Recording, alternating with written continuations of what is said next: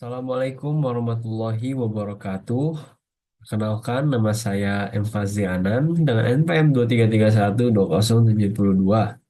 Pada kesempatan kali ini saya akan menjelaskan tentang UAS saya, yaitu UAS dari mata kuliah troubleshooting. Oke, kita lanjut saja ke soal kita yang pertama, ialah adalah apa yang dimaksud dengan sistem komputer. Sistem komputer adalah suatu sistem yang terdiri dari berbagai komponen yang saling bekerja sama untuk melakukan pemrosesan data dan menghasilkan informasi yang dapat digunakan oleh penggunanya. Sistem komputer terdiri dari perangkat keras hardware dan perangkat lunak software yang mendukung berbagai fungsi komputasi. Selanjutnya kita masuk ke nomor 2. Pertanyaannya adalah jelaskan secara singkat tentang sejarah komputer. Komputer bermula dari alat hitung seperti abacus pada 1640 sebelum Masehi. Dilanjutkan oleh mesin hitung pertama dari Blaise Pascal dan Gottfried Leibniz pada abad ke-17. Charles Babbage merancang analytical engine pada abad ke-19 yang dianggap sebagai cikal bakal komputer.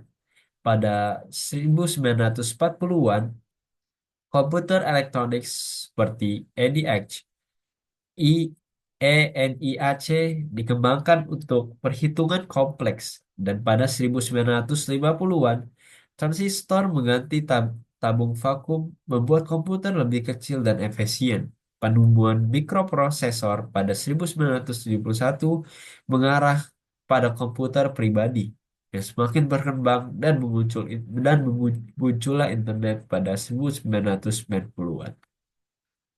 Selanjutnya kita masuk ke nomor 3, ialah sebutkan 7 komponen penting pada motherboard. 7 komponen penting pada motherboard terdapat adalah yang pertama, Central Process Unit atau CPU, yaitu soket, yaitu tempat untuk memasang prosesor yang berfungsi sebagai otak komputer. Selanjutnya adalah chipset. Yang kedua adalah chipset, yaitu mengatur komunikasi antara CPU, RAM, dan perangkat lainnya termasuk pengaturan kecepatan dan aliran data. Selanjutnya adalah RAM slot. Slot untuk memasang memori RAM yang digunakan untuk menyimpan data sementara yang dibutuhkan CPU. Selanjutnya, yang keempat ialah power connectors, yaitu berfungsi menyediakan daya dari power supply ke motherboard dan komponen lainnya. Selanjutnya yang kelima adalah expansion slot, PCE, PCLE. Tepat untuk memasang kartu tambahan seperti kartu grafis, kartu suara, dan kartu jaringan. Selanjutnya yang keenam, storage connector. Berfungsi untuk menghubungkan perangkat penyimpanan seperti hard drive atau HDD, solid state drive, SSD, dan optical drive. Selanjutnya yang terakhir adalah power off ports, ialah untuk berfungsi menghubungkan perangkat eksternal seperti USB, HDMI, audio, dan jaringan.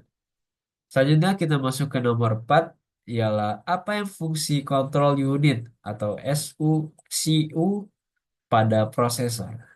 Control unit pada prosesor berfungsi untuk mengatur dan mengontrol aliran data antara berbagai komponen dalam sistem komputer.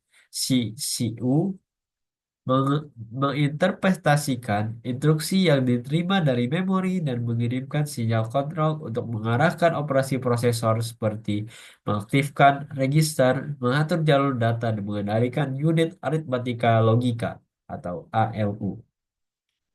Selanjutnya, yang kelima ialah sebutkan scan disk dan defragment. Scan disk dan defragment adalah dua utilitas penting pada sistem operasi Windows untuk menjaga performa hard drive.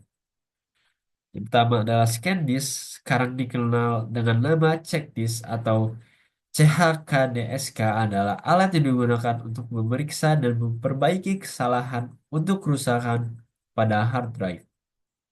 Selanjutnya, defragmenter. adalah utilitas yang digunakan untuk menyusun ulang data yang tersebar di hard drive, menyatukan fragmen-fragmen file yang tersebar hingga mempercepat akses dan pemrosesan data. Selanjutnya, kita berlanjut ke nomor 6.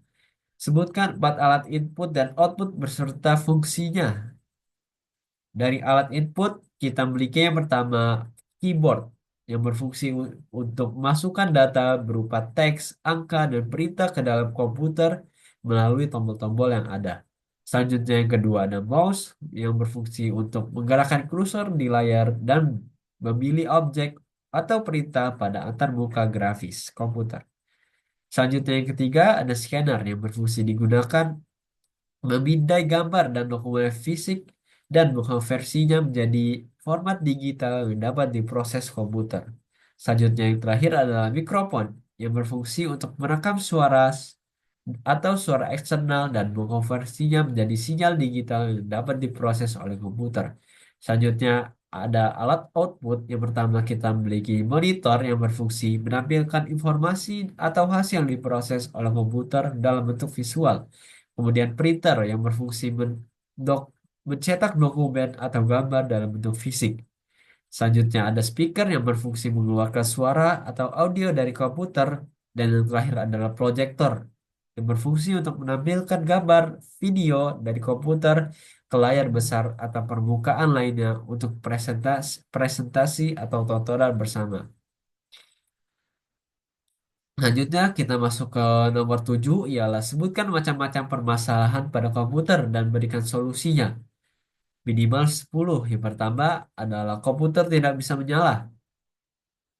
Permasalahan ini biasanya disebabkan oleh kabel tidak terhubung dengan benar, PSU rusak, dan yang terakhir atau masalah pada motherboard. Solusinya kita bisa periksa kabel dan sambungan daya, pastikan PSU berfungsi dengan baik dan ganti jika diperlukan. Selanjutnya, permasalahan kedua adalah komputer lambat. Biasanya disebabkan oleh banyak aplikasi berjalan di latar belakang yang terjadi RAM penuh atau hard drive hampir penuh. Solusi yang kita bisa lakukan adalah tutup aplikasi yang tidak diperlukan, tambah kapasitas RAM, atau melakukan defragmentasi pada hard drive jika menggunakan HDD. Selanjutnya, permasalahan ketiga adalah layar monitor yang blank. Penyebabnya biasanya kabel video longgar atau rusak, masalah pada kartu grafis, atau kerusakan monitor. Solusi yang bisa kita lakukan ialah periksa kabel VGA, HDMI, pastikan monitor berfungsi, dan coba ganti kabel atau kartu grafis. Selanjutnya adalah yang keempat, kita mempunyai permasalahan komputer tidak terdeteksi ke jaringan atau internet. Biasanya disebabkan oleh kabel jaringan longgar, masalah pada router, dan pengaturan IP yang salah. Bisa kita, solusinya bisa kita periksa kabel jaringan, restart router, dan pastikan penggunaan IP pada komputer sudah benar. Selanjutnya yang kelima, komputer terkena virus. Biasanya disebabkan untuk mengunduh atau membuka file yang terinfeksi virus. Solusinya bisa kita gunakan antivirus untuk memindai dan menghapus virus atau perbarui antivirus secara berkala. Selanjutnya yang keenam adalah perangkat keras yang tidak terdeteksi, USB atau printer. Biasanya disebabkan oleh driver perangkat tidak terinstall dengan benar atau perangkat yang rusak. Solusinya bisa kita install ulang driver atau coba perangkat di komputer lain. Gantikan perangkat jika perlu. Selanjutnya yang ketujuh adalah Blue Screen of Death atau BSOD. Biasanya disebabkan oleh masalah pada hardware driver yang tidak compatible atau file sistem yang rusak. Bisa kita merestart komputer kita, periksa perbaruan driver, dan lakukan pemulihan sistem jika diperlukan. Selanjutnya yang ke-8 adalah komputer hang atau freeze. Biasanya disebabkan oleh program atau aplikasi yang tidak merespon atau penggunaan sumber daya yang berlebihan. Solusinya bisa kita tutup aplikasi yang tidak merespon, tambah RAM jika diperlukan, dan pastikan perangkat lunak terupdate. Selanjutnya yang 9, baterai laptop cepat habis. Biasanya disebabkan oleh daya yang tidak efisien atau kerusakan pada baterai. Solusinya bisa kita atur pengaturan daya untuk efisiensi seperti mode daya hemat dan ganti baterai jika sudah rusak atau bocor. Dan yang terakhir adalah suara tidak keluar dari audio. Biasanya disebabkan oleh driver audio yang rusak atau perangkat audio tidak terhubung dengan benar. Solusinya bisa kita periksa pengaturan suara, pastikan driver audio terinstall dengan benar, dan periksa kabel audio perangkat audio. Selanjutnya, kita beranjak ke nomor 8, yaitu lengkapilah informasi-informasi sesuai dengan fungsinya. Terdapat RAM, prosesor, hard disk.